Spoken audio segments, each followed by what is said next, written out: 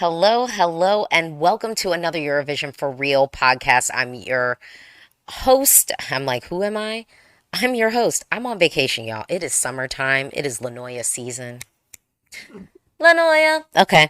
Um, I am excited because I'm not alone today. I'm bringing Lily to the stage. And last episode, we started talking about basically the first findings of this investigative report that happened after all the mess that went down and the PR and crisis management, I would say, example of everything you don't do that went down in Malmo. Now, Eurovision, it was a great show. They got record numbers of viewers and things like that. And that's all good and well. But I do think, and there was more engagement about Eurovision online, but I do wonder what that sentiment score was. So we talked a little bit about that investigative report, and we were going through the core project team Hmm. for it. And there was a last line in here that I was like, so Lily does not know this last line, I'm but we're so going to talk about it. curious. I I'm know. so curious. I know. It's going to be good. It's going to be good. And this is the Eurovision for Real podcast. So if you're just coming here for fluffy news and no opinions and no tea, you're in the wrong place. You're in the wrong place. But also, how boring. How boring for you. Okay. All right. We got to get into this. Eurovision for real with Alesia Michelle. Okay, so here was the last line. So I'm going through this article. It's listing all these people, who is the core team. And I always make a point to list that because I think in the Eurovision fandom and many fandoms, when people are upset about something, they always tend to blame the wrong person. Or they'll just blanket blame the broadcaster. And it's like, no, there are people who have individual jobs. So if we're talking about sound, I know who I want to point to. Like, Hmm. so for example, for this year, this is what I'm going to say. So let's say this year we hate the stage. We think the stage is totally not working and maybe we have a son that doesn't work. You know who we're going to blame this year? We're going to blame Tobias. Okay, we're going to blame Tobias because Tobias is going to be head of production. And in that role, he'll be responsible for the technical production of Eurovision. So that includes the stage construction, the infrastructure, and even the IT pieces that make all the things go. So yeah, that's who we can blame. I could also say, let's say they ran out of budget. Okay. Yeah, let's say that they ran out of budget, that it was like, we thought we were going to have a Euro Club, but then it cost way too much money to build the stage and all of these things, and we just ran out of money. So there is going to be no Euro Club. We can blame Manfred. Manfred wins is who we can blame because Manfred is going to be the head of finance for Eurovision. So I always like to do that. So then we scroll down. So I'm going through all the roles. I'm Last so afraid of episode, where this is going. I'm I'm so going afraid of where through. this is going. I'm so. She wouldn't tell me. Well, we shouldn't build it up because some people are going to be like, Alicia, that's it. But when I give you the implications of this, then you're going to be like, oh, Hmm. what does this mean? Okay. So then it says, so this is the last thing. So for the time being, and so we have all these roles. They're listing out all these things. And this is a direct quote. For the time being, all the communication for the ESC will be handled by the SRG press office. So that's Sweden's broadcaster. No, no, That's no, Sweden's Switzerland. broadcaster. Yeah. So I. for the time being, all communication for Eurovision will be handled by basically the Swiss broadcasters press office. You know what that tells me? Well, I don't know, Lily. What do you think that means? Somebody got fired. at the Well, EBU. maybe not fired, but perhaps under review. Mhm. Perhaps we're thinking of a reorg. Perhaps we're reassessing if we want to keep this in house or if we want to use a vendor. completely. Yeah. I think that the question is then who's going to lead that. Now, I am a big believer, particularly for communications, as a communications professional, that you need to have somewhat of an in-house core team, just for efficiency, for quickness, just to have someone really know the speak. And it's just, I don't care how many prep meetings you have with a vendor, they're never going to get it. Like, sorry, Yeah. vendors, sorry, consultants out there. It's just you have a function, no shade. You do have a function, but you're the mercenaries to come in. You gotta have an in-house core comms team, and the EBU does have one, and they have a core specific Eurovision team. And those folks, now maybe they're on vacation like me. Maybe they too are on their Eurovision vacation. And look, I mean, Eurovision takes a lot. And I'm sure there were tons of sleepless nights that they had around Eurovision this year. I'm sure that occurred. Maybe Europeans get too many vacation days.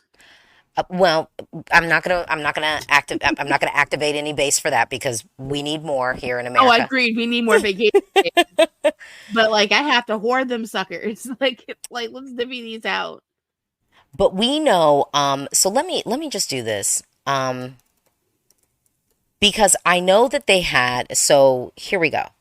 So the staffing for Eurovision, well, so we know Dave Goodman was like head of press, or like he's the communications director. But then there's also that woman who's like the EBU press person. And so maybe she's on vacation. Mm-hmm. Perhaps she could be on vacation. Yeah. Yeah, definitely a possibility. She could. I mean, everybody could be on vacation. Wouldn't it be nice to be able to take vacation like that? It would be lovely. Dare to dream. Dare to I dream. haven't been Okay. on vacation in like so long. So I'm looking at this and I'm even looking at hold on, let me see this. I'm not gonna lie. I'm looking at a page that seems to be edited Okay. because I recall seeing some other emails on this page, and this is the official EBU press page, and I'm not seeing anyone there. Here's the thing. So I'm titling this podcast episode "The Art of PR and the Mess of Eurovision 2025."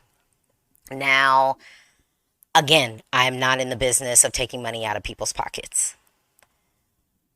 But what happened at Eurovision this year, and just to detail this for people, when we first caught wind, it was us watching a rehearsal and it was like, where's Joost? Where's the Netherlands? It was so weird. In the rehearsal. And it was like, they're there, right? Like all of us were like, they're there. And when I say how this, and it quickly devolved into instantly, there were false claims being made on X. There were we had some half statements coming out here and there. Mm-hmm. And here is my big thing in the book of PR that shouldn't have occurred. The EBU communications team allowed the Dutch team to scoop them on their story. The EBU could have set the tone and blasted it out to the media before. I mean, and this is in official channels. Because look, like things are going to bubble up on the internet. Like, and I think a lot of what happened on the internet was really, really unfortunate. I mean, you had people literally, I mean, there was like libelous stuff happening. Like it was like actual libel happening. And the door was cracked open for it to occur because of the deafening silence from the EBU. Now, I'm a believer in, because I work at organizations and I have been the comms person in the room going, we need to say something right now. Like, we need to say something right now, and having like people above me go, I think we can wait. We should finesse this. Like, I have been that person. So this very well might have happened. It might have happened. But then the statement that was put out way too late, Yep. way too late, was non-optimal. It A was mess. it was a non-optimal situation. I'm still in shock of how that all went down. Maybe like it's because I'm used to being in a company who I've never had a position like yours before, you know what I mean? But I've worked for companies who, if we had a crisis situation occur, everyone immediately knew what to do. We had ran drills for what to do in a situation. Yeah. And if it was something that wasn't in a drill, management would find out and they would have an answer for us within half an hour at the most. Yeah. The way that it went on for hours, ridiculous. With nothing. I want to say, so I want to read this statement to you. So remember when they said, so this was the statement: the Dutch artist Joost was disqualified from the grand final of this year's song contest following threatening behavior directed at a female member of the production crew. Error 1. We did not need to denote the gender of the production crew member. Yeah. That would be, it comes off as biased. It also then can open the door, because then some people will go threatening behavior, like, and we live in a post-Me Too era. Yeah. Did he proposition her? Like, did he sexually harass her? Did he touch her inappropriately? These are the things that were coming up on the internet. These were the things that were coming up. And you allowed this contestant to be, the door was opened for that speculation about them. Mind you, this is a person with a professional career. Yes. That was incorrect. Then it says Swedish police have investigated the offense and the case will soon be handed over to the prosecutor in an accelerated procedure. Now, fast forward, I think we know there's, like, is this still going to be in a court of law? I thought it got dropped or something. That they ended up saying it was like he said, she said, so they couldn't, like, even litigate. Yeah. I don't know, genuinely. But if it's, I don't know. I feel like there's, yeah. I mean, honestly, I would also say the lead probably that would have protected the EBU as an organization would be the authorities are involved, and so now our hands are tied. So the art of PR, I would have led actually with Swedish police are investigating an incident between the Dutch participant Joost and a member of the crew, of the production crew, until further notice. Joost will not be at any of the practices, performances, blah blah blah. I would have done some, like, that's what I would have led with to give you the coverage. But kicking it off, just starting with Joost Kleins disqualified following, I mean, because that's the lead that people are going to pick up in the press. And that is not what you lead with. You lead with there is a criminal investigation happening to protect yourself as an organization. That's what it should have led with. So then it goes on to say Jost's behavior was in clear breach of contest rules, which are designed to ensure there is a safe working environment for all staff and to protect the production. We are not prejudging the legal process, but given the circumstances of what occurred and the fact that the police case will shortly be handed over to the prosecutor, it would not have been appropriate for Joost to participate in the grand final. This paragraph would read much harder if this was applied to all who exhibited behavior in breach of contest rules. 100%. Because if you are in a delegation and you are backstage and you are taking pictures of people without their permission, if you are taking videos of people without their permission, and then taking it the next, I was like, that should already be an infraction. But then you are taking the next step to then, and I'm just going to say it, to then talk shit. Whether it be in writing or with your words. Oh, see, this one over here doesn't like it. I'm referencing whatever person that was accompanying the Israeli delegation in reference to what they were doing to Bambi Thug. Completely inappropriate. Next thing I want to say, this paragraph would read more hardcore if something had been done to those commentators from the Israeli broadcaster. And actually, and not just the Israeli broadcaster, because this has been something that's been creeping up for years, where you have some of these commentators forgetting that they're in a professional capacity. Yeah. It's like, why You're are in a we having this professional capacity. conversation? Why do you sound like, and I'll say it, like if I'm a YouTuber and I want to sit here and I want to talk mess on my YouTube channel, I'm allowed to do that. I'm not in a professional capacity. Mhm. Like No, for I'm real. not. That's what I was saying. Like, if you want to be on, if you're going to be on national broadcast TV acting like a YouTuber, then as far as I'm concerned, you can go be a YouTuber. Yeah, go to YouTube. I'm there. Welcome. Come on down. But to me, that was absolutely inappropriate. You have people like literally talking shit about contestants like during the contest on a national broadcast. Get out of here. Like it's so deeply unserious to me. Yeah. Like it's just so. There's one broadcaster in particular I'm thinking about who does it year after year in regards to a certain country. Oh And wait. Which one? No, shout it out, Bubba Sparks. Booty booty booty booty rockets everywhere. Booty oh, well, I booty haven't booty. heard that song in forever. No, I mean, I feel like Azerbaijan's broadcaster has a habit of it. Oh, they do. I feel like every Oh, I didn't year know we that. see the same thing. Oh Oh, yeah, so they they have. they get on their broadcast and they be talking mess about other parties. I mean, I remember They one talk year. mess about one particular delegation. That I Oh, forget. okay. But it's like, Oh, why that's is this true. happening That's so true. consistently? That's true. But then I remember there was one year I thought it was like either the Norwegian or Swedish. I thought there was like a Nordic country where someone basically like said like, ooh, like, was basically doing a reaction video to the performance was like, ooh, like, I don't know about that note or something like that I is mean, not you Graham being in a Norton's done that before.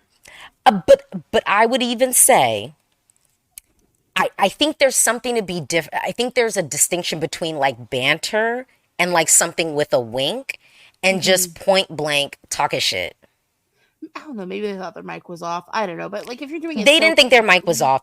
oh, never But that's mind what I'm then. saying. Like, it's just was in clear breach of contest rules. There were a lot of people doing things in clear breach of contest rules. And I'm not just talking about the Israel of it all. Okay. So I'm just saying, like, if we're going to apply rules, it cannot be selective. Like, it just can't because it just becomes you play yourself. Again, the art of PR. If you want people to take you seriously, you need to be serious about your business. Like, period. So then the next piece was, then they sort of tried to go, yeah, the decision to exclude him was backed by the contest governing body of members, the Eurovision Song Contest reference group, which we talked about this in our last piece, a group of people that is not reflective of the whole of even the participants of Eurovision. And so to me it's like, and I would even say to some of those people, because I'm assuming the reference group is like people can step up, maybe we need to do some like pep talks to some of these folks who are like HODs from some of these smaller delegations and go, you too can be on the reference group. Head a delegation for Slovenia. Put your hat in the ring. Oh You can man, be up there. You can be up there. you know what? Especially with how good EMA has been. That's what I'm saying. That's what I'm saying. Like Yeah. maybe some of it is them almost downplaying themselves. So I don't want to just put it on everybody. Y'all too, if we need to pour into you and give you the pep talk so that you feel that you can step up to the plate for that reference group, call me up. I'm going to hype you up. You are amazing. You can do it. You are creative. You are a force. We believe in you. We believe in you. Your opinion matters. You can make a difference. The choice is yours. Okay, I'm just saying. If you need that pep talk every day, I will give it to you. Okay, I will. Keep it as your daily affirmations. I'm serious. I'm serious. And then they were like, we have a zero tolerance policy towards inappropriate behavior at our events, and will always take necessary action to address threats to staff, no matter who they come from. I mean, and I'm just gonna close it with this. I mean, y'all didn't even properly vet the press that you had in the press room. So I mean, just saying, y'all didn't even properly vet, which again, if we go back to that statement with our thematic development areas, one of the thematic areas of development was EBU governance and participation. This area will look at clarifying the decision-making responsibilities of the various EBU governing bodies as it relates to the accepted list of participants, ensuring a wide range of member opinions are heard, the remit of governing bodies and the responsibilities of the ESC core team, and the role of the heads of delegation and responsibilities of participating artists. Okay. And then they have the safety and risk management piece, which I'm going to tell you, universal background checks. Universal I background checks. Are they not doing background checks? I assume they would. You have my They don't. information. They Yeah, don't. no. Universal That's background not. checks. I'm sorry. If you're running a big organization and you're giving people accreditation, like press accreditation, even fan accreditation, and they're in a room with other people, That's what I'm saying. background check. Like, Universal. I'm Universal. sorry. I've worked jobs before. If I have to do a background check to work at the grocery store, Yeah. why are we not running background checks? That's what I'm saying. So we need to have universal background checks. Here's the thing. In all of this with the investigation and everything, and perhaps maybe the gap in this because the art of PR is missing. The art of PR is missing here. Mm-hmm. Maybe some of the issue is we've sent all of our communicators on vacation. We've sent them all and we don't have a backup. And so now we have to rely on the Swiss, broadcasters communications team. And they're not going to write up these press statements. And I don't think that they should have to. No. I don't think that they should have to. But I just think that following Eurovision and the mess that we had, there could have been a thoughtfully crafted statement of really what we're doing. It would have been, this year with the increased safety and this is why I'm saying the art of PR. Given the globalization of Eurovision and the expanding audience with which is consuming the Eurovision Song Contest, we recognize that changes are going to have to be made for the contest to evolve. This is a contest that has been evolving for the nearly 70 years that it has been in production, and it will continue to evolve. So we're going to be taking a deep look inward at how we protect our contestants and blah, blah, blah. I mean, I just wrote you your statement. Yeah. They should have had that come out a month ago. Yeah. A month ago. We could have had this. You could have waited. Like with what we've gotten, and like now it's like, oh, everyone's being handled by SRG right now. I feel like even if they wanted to, they could have sat on it and waited a little longer. Well, I mean, you could have even said, like, here's the thing. You could even say, like, given, you can even name it. You can say, given, what's happened at Eurovision, we are going to be putting together a new team of communicators and blah, blah, blah. Because then that tells people, okay, I shouldn't be waiting for any statements. I shouldn't be waiting for anything well crafted because you've basically told us that you're waiting to build up your team. So I won't be waiting on anything. Mm-hmm. So I think that there's that. That's a piece that I think we should reflect. I would also note, remember, so instead of leading with, hey, we recognize a lot of things went down and emotions were high and this was an unprecedented Eurovision year. Then they sent out, instead of that, what we got was Eurovision Song Contest 2024 breaks new records as hundreds of millions watch, listen, and engage on TVs and digital platforms. Yeah. Well, look, Eurovision is growing. More people are finding out what it is. So naturally, I was expecting the numbers to increase this year. Mm-hmm. I know there was talk of a boycott. I'm going to be real. I was like, is the boycott going to pick up enough for them to lose viewership? Mm-hmm. I don't know. And some people, and anecdotal, we were hearing from some Europeans that they were like, no. I've heard some people saying they don't want to be involved. Well, guess what? I hate to put it this, it didn't work. It wasn't mm-hmm. enough. We need to go back to the drawing board with, with the organizing work. Maybe think more thoughtfully about recruitment, tone, tenor, tools to utilize in like getting out the message of boycott. Maybe thinking of other ways of boycotting the contest. Like, is it just turning off your TV? Like, there are other ways to like take action. So maybe thinking of something like that. Obviously, there were protests. There were people in the streets. But that did not translate into them losing viewership, unfortunately, which sucks. Now, we did not get any money. We didn't get any figures on the money.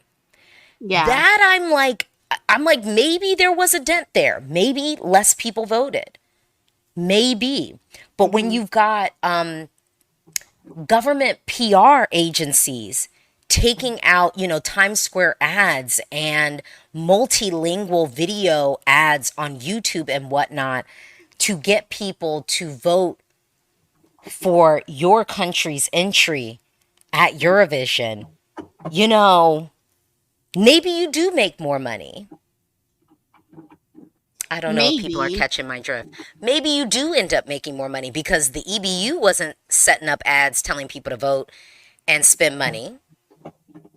Yeah, I don't know. I have to see. But like when it comes to that in particular, I don't know. I just don't know.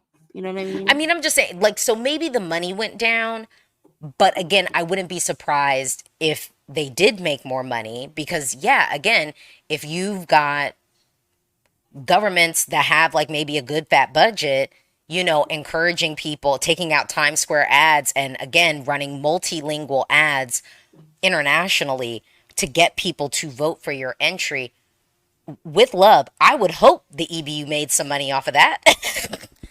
I will hope you made some money because I'll tell you that should be in breach of contest rules. And perhaps it wasn't written into the bylaws and rules because we didn't have digital ads when a lot of these things were getting put together. But now that we do know we have them, I don't think anybody, I think it's a different thing if a label is boosting a music video. Yeah, if it's a label, that's fine. But if it's the country itself, well, and I would government.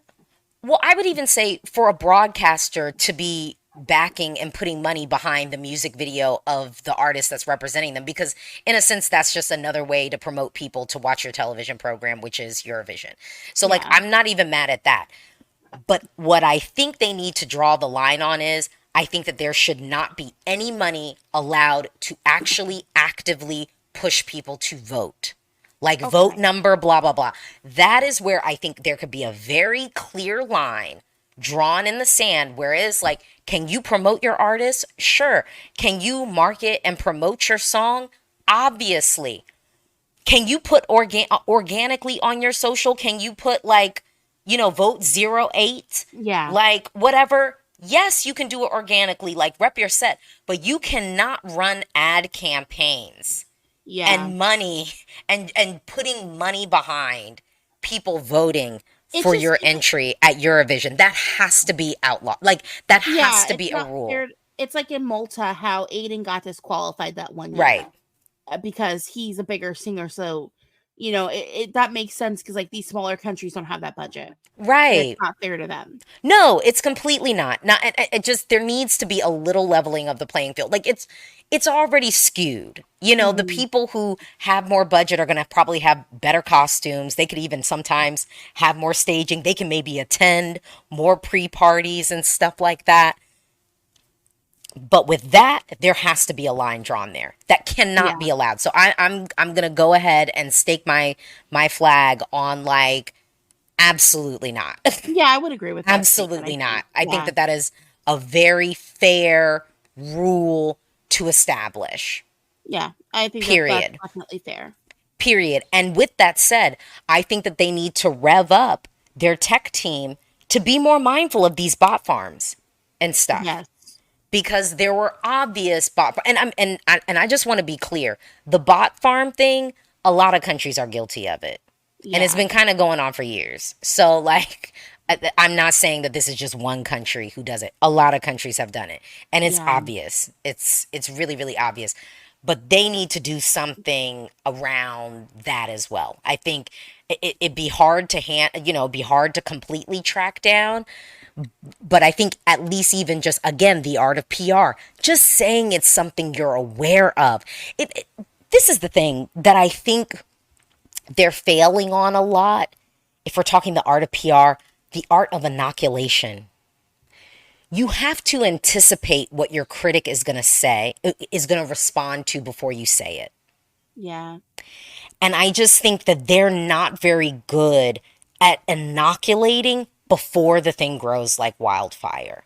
And I think a lot of the issue of Eurovision 2025 was so many things that they lit the match for, and then they just let it catch on, and then they come back there with a bucket of water and the forest is burning.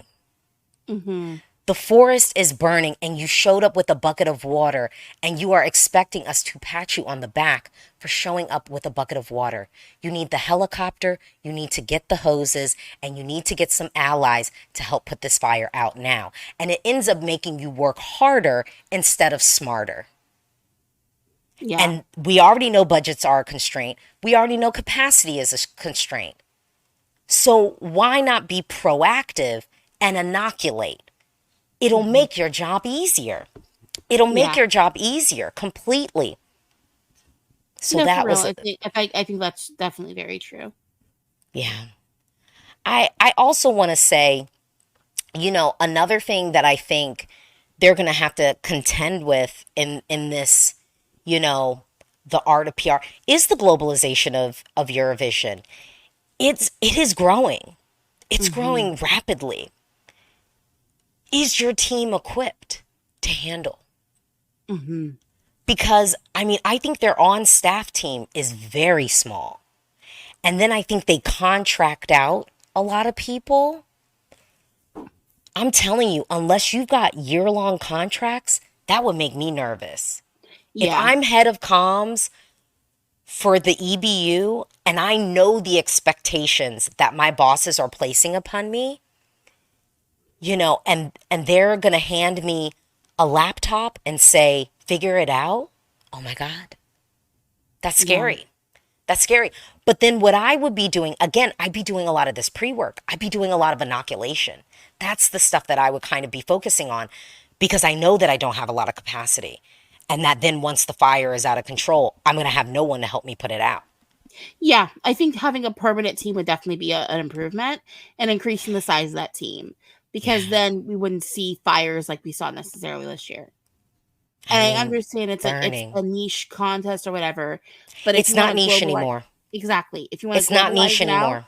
you cannot treat it like it's niche. I will just say this. If you want to put out press releases saying Eurovision Song Contest 2024 breaks new records as hundreds of millions watch, listen, and engage on TV and digital platforms, and if you want to put that out and then think that you are going to be fine with a team of 3 handling your communications, get out of here. You are delusional. You have lost your mind. You are crazy. I'm not, and I don't want to trivialize it. That is point blank. No, that makes no sense. If you want to write a headline like that and still have the conversations about Eurovision being a niche contest, sign yourself up for a retreat. You need intensive therapy and a regimen of meds. Yeah. Because no. Yeah, you're right. No. You're 100% right. Listen, they said Germany recorded one of the highest audiences for the grand final with an average of 8.1 million viewers. In one country, 8.1 million viewers. France, an audience of 5.4 million viewers. Baby, this ain't niche. No. It ain't niche. You need to be ready for prime time. You got to be ready to go. I'm also going to say, I don't really want to get into this. And I'm actually going to be mad that I'm even giving it slight air. And I'm probably going to regret doing this. But I'm just going to say this. This is even a little bit of a note for some of the broadcasters in the country directly. So this isn't really an EBU note. This is for all the countries that broadcast Eurovision and have national finals. Some of y'all are inviting people to the table who are deeply problematic.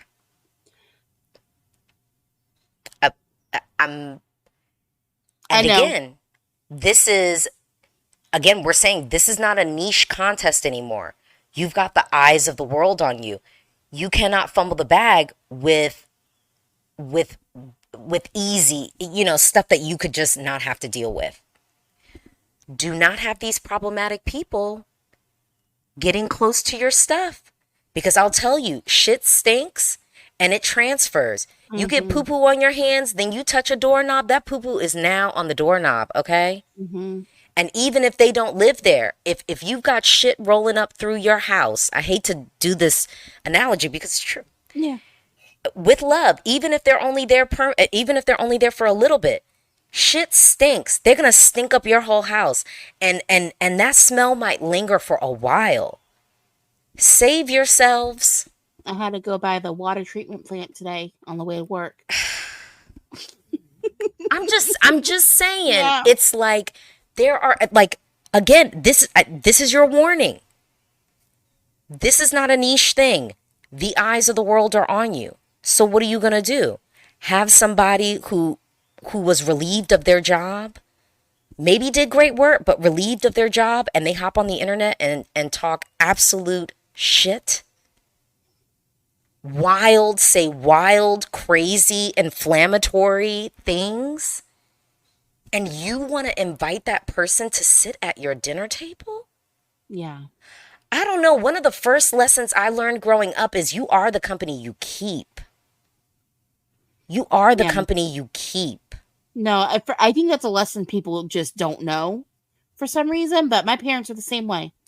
It's like That person might, if you want to have that reputation and hang out with that person, you're gonna have that reputation. And once you get a bad reputation, it's not gonna go away too easily. I'm just saying, again, the vetting of these people is so weak across the board, not just at Eurovision, but yeah, again, at some of these national selections. I'm like, y'all need to come on. We Mm-hmm. need background checks. We need people. If someone is applying for accreditation, look them up. Scan the Twitter, scan the likes. Well, Maybe likes are even look private at the now. mutuals. Maybe look at, well, yeah, that's right. The likes are private. But yeah, maybe scan the mutuals. Are these people following like extremists? Yeah. Are these people following accusatory, folks throwing out inflammatory things? My only caution on the follows is, as a news person, you want to consume and you might want to get Yeah. from both pockets. So I don't want to lean too heavy in that. But if they're retweeting it, If they're like you know what I interacting mean? regularly with If the they're person. interacting regularly, if they're retweeting, again, eyes of the world, eyes of the world. Eurovision can't afford to make rookie mistakes anymore. No, And I not think at all. I think for years, treating it like this niche thing, okay. But we're not there anymore, and we need to have a seasoned team. Yeah. I mean, I want Eurovision to win. I want Eurovision to win. I also want to say art of PR. I mean, so we talked about the Yoast of it all. We Mm-hmm. talked about, what they could have done just, I think, to close the door a little bit on Eurovision because they didn't really do that. So I was like, you could have just done like a little closing the door, like read the room one before you come out with your record breaking numbers Mm-hmm. thing. I think we could have had that. One of the things that Martin said in his interview was he said that, they really recognized that there was a breakdown in communications between the delegations and I guess the leadership and the decision making and stuff. And I mean, like, okay, like I'm okay. But I think the one thing that they've left us with that's still a question mark, though, was I think that a lot of folks felt like it wasn't just the lines of what needed to be communicated, it was the decision making that people had critiques on. And Yeah. I haven't seen anything from this post-mortem that indicates any type of, maybe we could have thought a little bit harder about this. Yeah. Maybe we could have created a different process to have reached the conclusion that we reached. And maybe if our process was tighter on this, we wouldn't have reached the conclusion that so many people didn't like. We haven't gotten to the decision-making piece. And Yeah. that's still a little bit of a question mark for me that I think has to be contended with. And I would agree with that statement as well, completely there. It feels like there's a lot of gaps that weren't properly filled. Yeah. Yeah. I mean, I I want Eurovision to, you know, continue to catch wildfire, continue to grow. My only now fear with that is, am I wishing upon you something that you're not prepared for? Yeah. Is my hope for you bigger than what you can fulfill right now? That doesn't mean you'll always be in this place. But like, am I hoping too much for you, for what you can handle Are you growing right too now? fast, too quickly? Yeah. But some of this, but I hate to say it, some of this is actually under Martin's thing. Like, I think Martin kind of greenlit, like, yeah, let's make Eurovision a brand we can sell. Yeah. With the Eurovision song, with the American Song Contest of it all, with the potential, for a Canada expansion, with the Latin America of it all. Like, some of this stuff you called on. Yeah. You said, let's do it. Let's do it. Yeah. But we'll see what happens at this point. I mean, yeah, we will. We will. But I'm I don't know. I'm still hopeful. Yeah. Am I sounding crazy? Like, I am still. No, I'm here's the thing. 'Cause there's I know still I'm being time. really I know I'm really pessimistic, but that's because I'm just like in a pessimistic headspace myself. But you know what? I'd rather be hopeful. I wish I was on. I wish I had that capacity to be more hopeful, like you are. Yeah. Yeah, this is what I would say. I'm more optimistic. I'm still in the world. I'm more optimistic than cynical. Mm-hmm. But I will say I am not opposed. Like, I'm not immovable. Like, I'm a human, not a stone. Mm-hmm. If I have to reevaluate my relationship to the contest, I will. I am open to that. Yeah, I am open to that. It only makes sense to me. I'm open to that. Now, I don't know, Lily. I want to close out with you. I mean, in your mind, what do you feel like, if we're talking the art of PR, what's the thing that you feel like Eurovision could be finessing that they're not? Oh.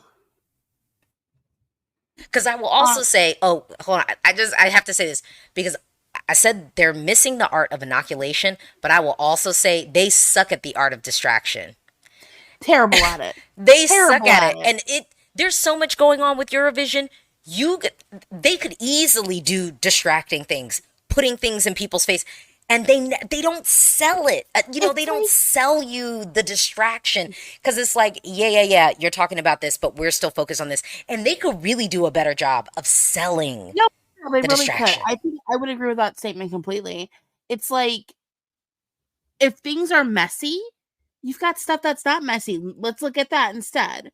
Or even, because we brought this up in the last episode, not pulling that Martin Oosterdahl fluff piece song. It's like, why do we not have something prepared already in this matter? Also, just being ready to go with PR statements quickly. Because yeah.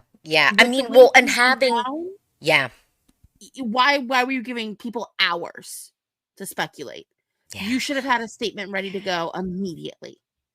Yeah. And then remember, they canceled that one press conference. The art of distraction. Yes. We could have been, but again, at that point, they had so lost, the narrative. The narrative was all the way in America. And even though Royal Caribbean was in the middle, they didn't get enough money from Royal Caribbean for a distraction. Okay. They could have got more money, and we could have had a whole, and cut to the ship. They do it. I like they do it San Remo. Well, that's what I'm saying. I mean, it just, the art of, there's so much going on at Eurovision.